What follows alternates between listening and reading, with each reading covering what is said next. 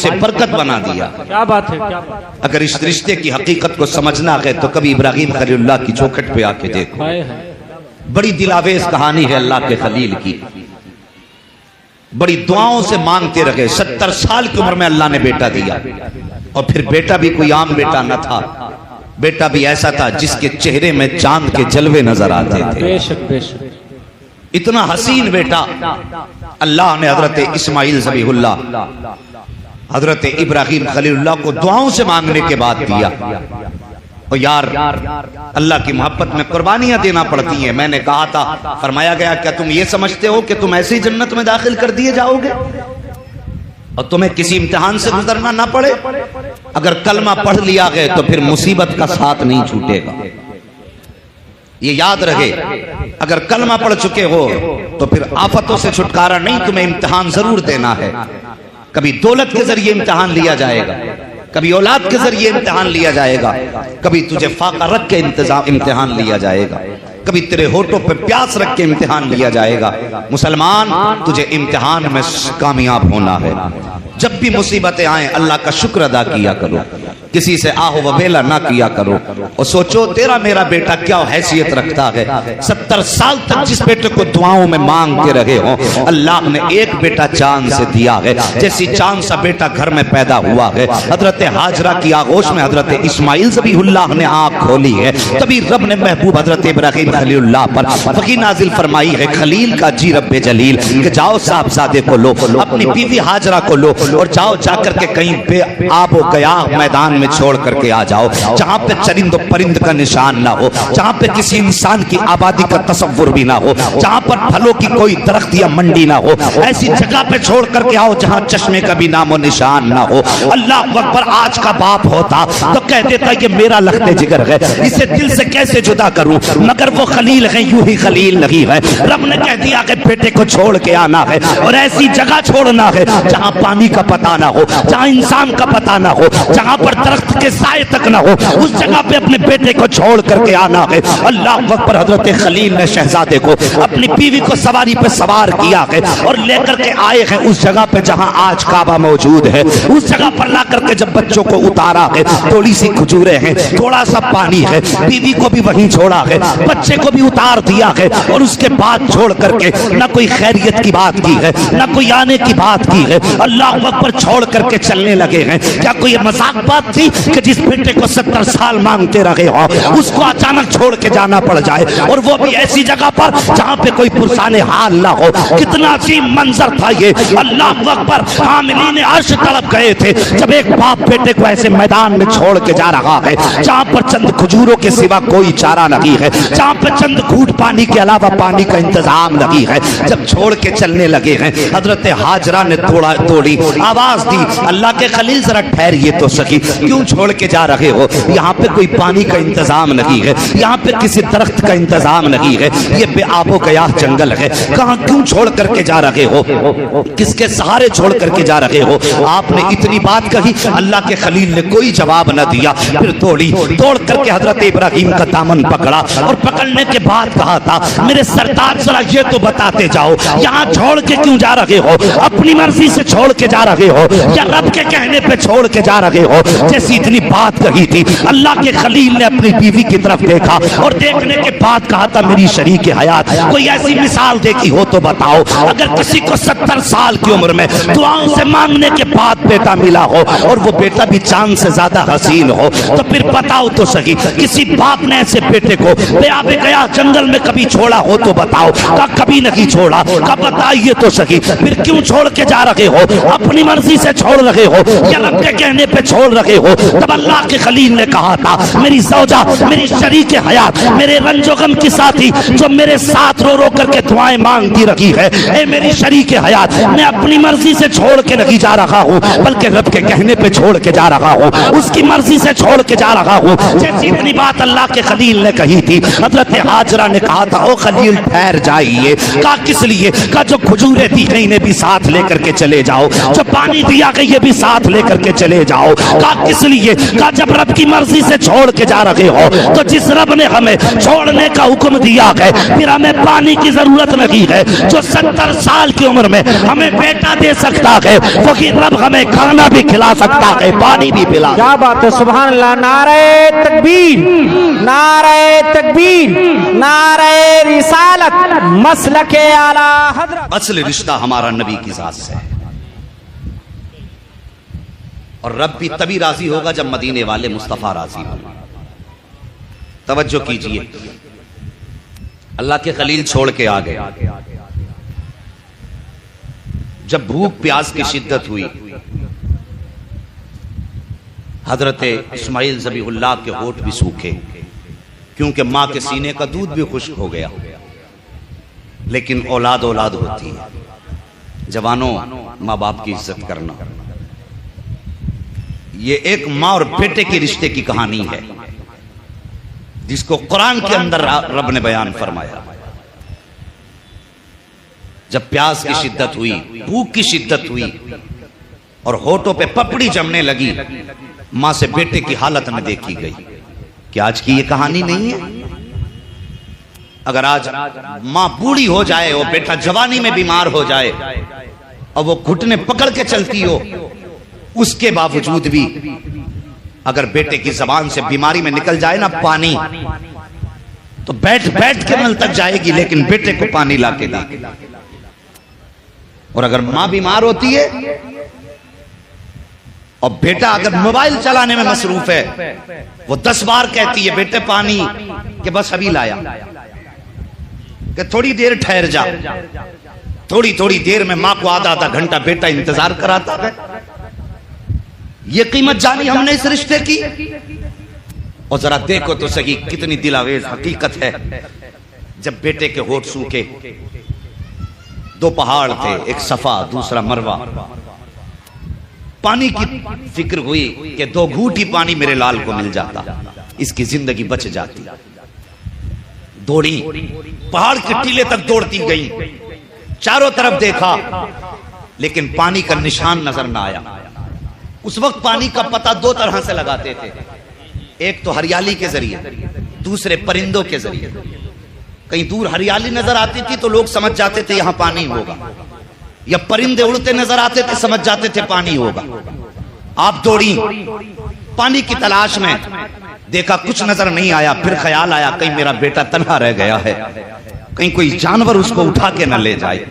اور یار اس خیال نے بے قرار کیا. پھر پلٹی بیٹے کی طرف, پھر بیٹے کا ماتھا چوما, دوسرے پہاڑی پر چڑھی, اللہ اکبر, پھر پانی پہ نظگاہ ڈالی, کہیں پانی نظر نہیں آیا. پھر بیٹے کا خیال آیا میرا بیٹا اکیلا ہے, پھر دوڑ کر کے آئی, پھر بیٹے کو دیکھا, من ٹھنڈا ہوا, پھر دوڑ لگائی ہے. اللہ اکبر, جب پانی نظر نہیں آ رہا ہے, بیٹے کا چہرہ دیکھ کر کے ماں کا کلیجہ منہ کو آنے لگا, آنکھوں میں آنسو آ جاتے ہیں. بیٹے کے لیے پانی تلاش کر رہی ہے, دوڑ رہی ہے, کہیں پانی نظر نہیں آیا ہے. آپ نے 7 چکر لگائے, 7ویں مرتبہ جب پلٹ کر کے آئی ہیں, کیا دیکھتی ہیں؟ ننھا اسماعیل اپنی ایڑیاں رگڑ رہا ہے اور پیروں کے نیچے سے چشمہ جاری ہو گیا ہے. اللہ اکبر, مشیت کہہ رہی تھی ہاجرہ پریشان کیوں ہوتی ہے, ہم نے اس کے پشت کے اندر نور محمدی رکھ دیا ہے. اگر یہ ایڑی رگڑ کے کہہ دیتا تو زمزم کیا ہے, اس کی ایڑیوں سے کوثر کے چشمے جاری کر دیے. کیا بات ہے, نعرہ تکبیر, نعرہ تکبیر, نعرہ رسالت, مسلک اعلی حضرت, علماء اہل سنت, عشق محبت, عشق محبت, مفتی حماد صاحب قبلہ, نعرہ تکبیر, نعرہ رسالت. سبحان اللہ, سبحان اللہ. پانی کا چشمہ نکلا. علماء سے پوچھئے اتنی تیز تھا, اگر آپ زمزم نہ کہتی تو میرے نبی نے فرمایا یہ پوری دنیا کی کھیتی کو سیراب کر رہا ہو. عرب کی ساری زمینوں کو وہی زمزم سیراب کر دیتا. لیکن آپ نے فرمایا تھا زمزم, جس کا معنی ہے تھم تھم, یعنی رک رک. آپ نے یہ کہا تب وہ رکا. آج پوری دنیا زمزم لاتی ہے لیکن آج تک اس چشمے میں کمی نہیں آئی, کیونکہ خلیل کے صاحبزادے ذبیح کے قدموں سے نکلا تھا. بس توجہ کریں. کچھ دن آپ نے بچے کی پرورش کی، تفصیل میں جانا مقصود نہیں. قرآن فرماتا ہے جب وہ چلنے پھرنے لائق ہو گیا اور جوانی کی دہلیز پہ قدم رکھا، رب نے فرما دیا ابراہیم میری بارگاہ میں اپنی سب سے زیادہ پیاری چیز قربان کر. حکم ہو گیا قربانی کرنے کا. آج بندہ حساب لگاتا ہے جانور قربان کروں کہ نہ کروں. ہاں پوچھتا پھرتا مجھ پہ قربانی واجب ہے، یہ سوچ رہا بچ جا کسی طریقے سے 1500 روپے، اور اللہ کا شکر ادا کر بیٹے کی قربانی نہ مانگی. اگر بیٹے کی قربانی مانگ لی جاتی کلیجے پھٹ جاتے. حج کرنے بندہ جاتا ہے تو پیسے دے دیتا، فون کر کے پوچھتا میرے نام کی قربانی ہو گئی کہ نہیں.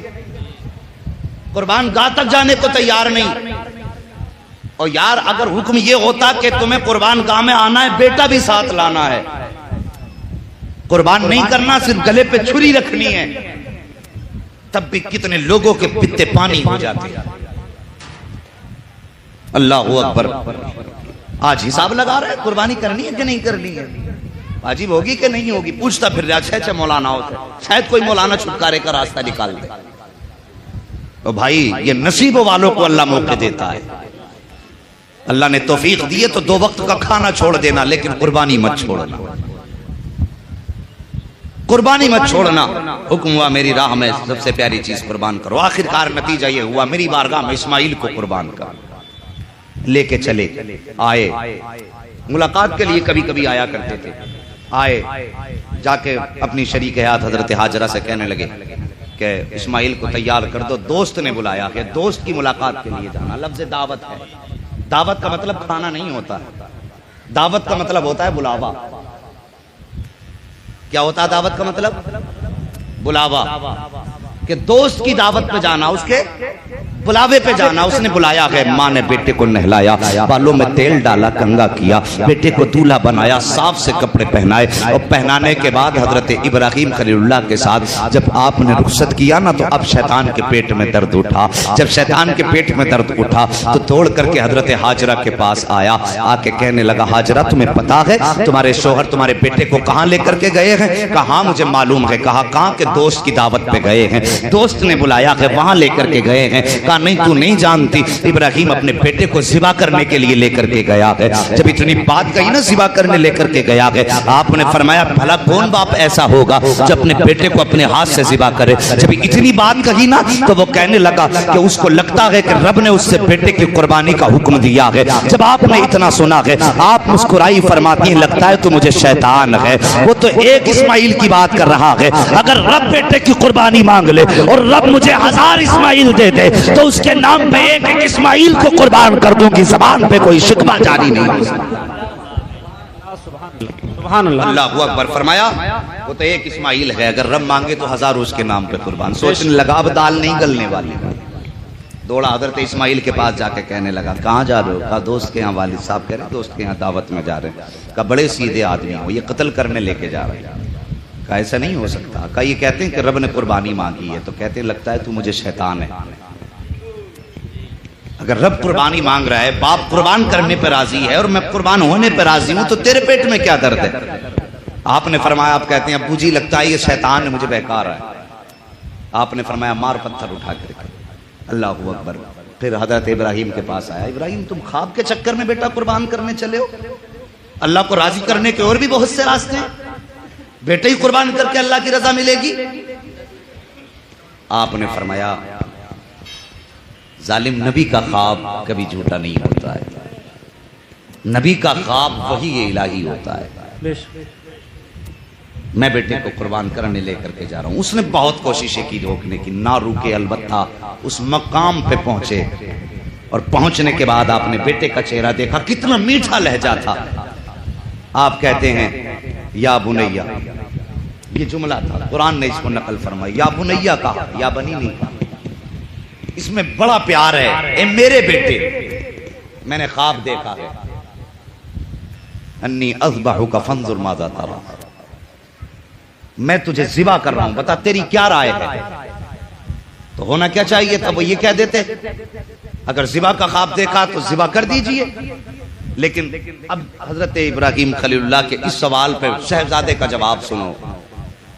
فرماتے ہیں یا ابت افعل ما تؤمر ستجدونی انشاءاللہ من الصابرین. یہ فرمایا کہ آپ کہتے ہیں ابا جی جو کرنا ہے کر ڈالیے، جو حکم دیا کر ڈالیے، پوچھنے کی ضرورت کیا ہے. بیٹے کو رسی سے لپیٹا، آنکھوں پہ پٹی باندھی اور آپ کی پیشانی زمین پہ رکھی، چھری ہاتھ میں لی. چھری ہاتھ میں لینے کے بعد جب ذبح کرنے کی باری آئی، حضرت اسماعیل کہتے ہیں ابا جی ذرا ٹھہریے. کہا کیا؟ کہا میرے بدن کی رسی کھول دیجیے. کس لیے؟ کہا اگر رسیوں میں جکڑ کے ذبح کریں گے تو دنیا کہے کہ مجبور تھا شاید بیٹا، اس لیے باندھ کے ذبح کیا گیا. ہاتھ کھولیے اور میرے بدن کو بھی کھولیے تاکہ دنیا یہ یاد رکھے کہ جب ابراہیم نے اسماعیل کی گردن پہ چھری رکھی تھی ہاتھ پیر بندے نہیں تھے، بیٹے نے باخوشی رب کی بارگاہ میں اپنی جان قربان کرائی. مقام ابراہیم ایک پتھر ہے، اس پہ نشان قدم ہے کہ نہیں؟ اچھا سوچئے کہ پتھر پہ ایک ہی بار قدم پڑا آپ کا کہ بار بار؟ کیونکہ وہ زمین مکے کی پتھریلی زمین ہے، ہر قدم لگ بھگ پتھر پہ پڑتا تھا، لیکن نشان قدم ایک پتھر پہ کیوں؟ مفسرین فرماتے ہیں جب آپ نے کعبے کی تعمیر کی اور ہاتھ اٹھائے اور جب کہا یا اللہ اپنا محبوب محمد میری نسل میں پیدا فرما دے، کیا بات ہے، تو جب آپ کی زبان پہ لفظ محمد آیا تھا نا تو محبت میں پتھر بھی موم کی طرح ملائم ہو گیا. سبحان اللہ. فوراً خلیل کا قدم اپنے سینے پہ لے لیا تھا. اور یار سوچو تو صحیح، اگر خلیل کی زبان پر ایک بار لفظ محمد آئے تو پتھر موم ہو جاتا ہے، اور جو زندگی بھر ان کا نام لے کر کے ان کے نام کی تسبیح پڑھا کرتا ہو پھر قبر میں فرشتے اسے کیسے ڈرا سکتے ہیں؟ سچ تو یہ ہے اعلیٰ حضرت فرماتے ہیں قبر میں لہرائیں گے تا عشر چشم نور کے جلوہ گر فرما ہوگی جب طلعت رسول اللہ. سبحان اللہ. نعرہ تکبیر، نعرہ تکبیر، نعرہ رسالت، مسلک اعلیٰ حضرت علماء اہل سنت، عظمت مصطفیٰ. نعرہ تکبیر، نعرہ رسالت. سبحان اللہ، سبحان اللہ، سبحان اللہ. شاہد یہ رشتوں کی معراج، اللہ نے اس رشتے کو قرآن میں تحریر فرما دیا. قرآن میں اس رشتے کو رب نے رقم فرما دیا اور حکم ہوا اور قیامت تک میرے گھر کا طواف کرنے والوں جب تک آؤ گے تمہیں ان پہاڑوں پہ چکر لگانے پڑیں گے، اس لیے کہ یہ چکر ماں اور بیٹے کے رشتے کی یاد دلاتے ہیں. یہ صحیح ماں اور بیٹے کے رشتے کا احساس دلاتے ہیں کتنا گہرا رشتہ ہے ماں اور بیٹے کا. آج ثاقب ہم نے ماں باپ کے رشتے کو نظر انداز کر دیا. اور جوانوں بچوں تم سے گزارش ہے اگر ماں باپ کبھی سختی بھی کیا کریں گردن جھکا لیا کرو. اگر تم پہ تمہاری جوانی کا غرور غالب آ جائے اور تمہیں احساس ہو جایا کرے تو ماں باپ سے معافی مانگ لیا کرو. اگر یہ راضی ہو جاتے ہیں تو خدا کی قسم خدا بھی راضی ہو جاتا ہے. اگر یہ ناراض ہیں تو پھر تمہارے حج کی دولت بھی اللہ منہ پہ مار دے گا. اور یاد رکھو جس دن یہ چلے گئے تمہارے پاس بنگلے ہوں گے، گاڑیاں ہوں گی، لیکن گھر سونے سونے دکھائی دیں گے.